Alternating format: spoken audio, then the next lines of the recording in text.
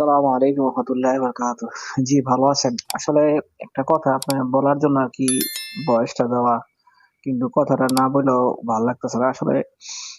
আপনার একটা ইউটিউবে একটা আমল, আমি আজকে প্রায় ৩টা মাস ধরে আমার আকামাটা হাতে পাইতেছি না, বাড়িতে আসবো বইয়া আসবো, বইয়া আসতে পারতাছি না।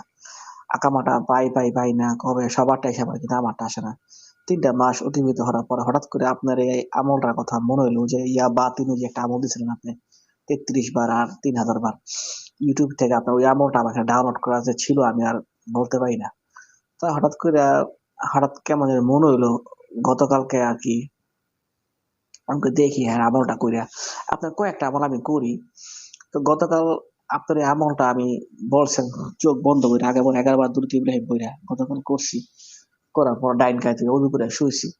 আল্লাহ আল্লাহ সকালবেলা উঠলাম। তারপরে সারাদিন তো মন মরা ছিলাম। বিকালবেলা খবর আসলো যে না আমার আকামাটা আসছে। তো আল্লাহ শুকুর। আসলে ওই আমলটার মধ্যে আপনার এজাজত ছিল, সবকিছু ছিল।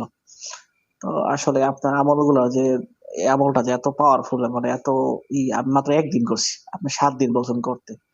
তো হযরত আমি আপনার এর আগে না জানি অনেক কিছু বলছি, ব্যাড কমেন্ট করছি। আসলে আপনার কাছে আমি ক্ষমা চাই। আমি যদিও ক্ষমার অযোগ্য।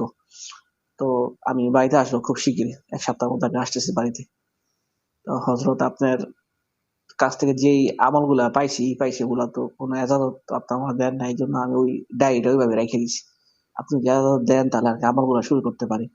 এজন্য আরকি হযরত দোয়া দরখাস্ত। আর আমার ভুল ত্রুটি আমি আপনার কাছে ক্ষমা চাই। যদিও জানি যে আপনার কাছে আমি ক্ষমা পাবো না। কারণ তারপরেও ক্ষমা চাই হযরত আপনি আমারে মাফ করে দিয়েন। আমি মাফ চাই।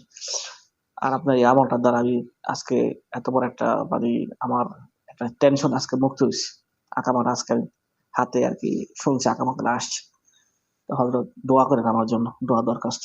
আসসালামু আলাইকুম ওয়া রাহমাতুল্লাহি ওয়া বারাকাতুহু।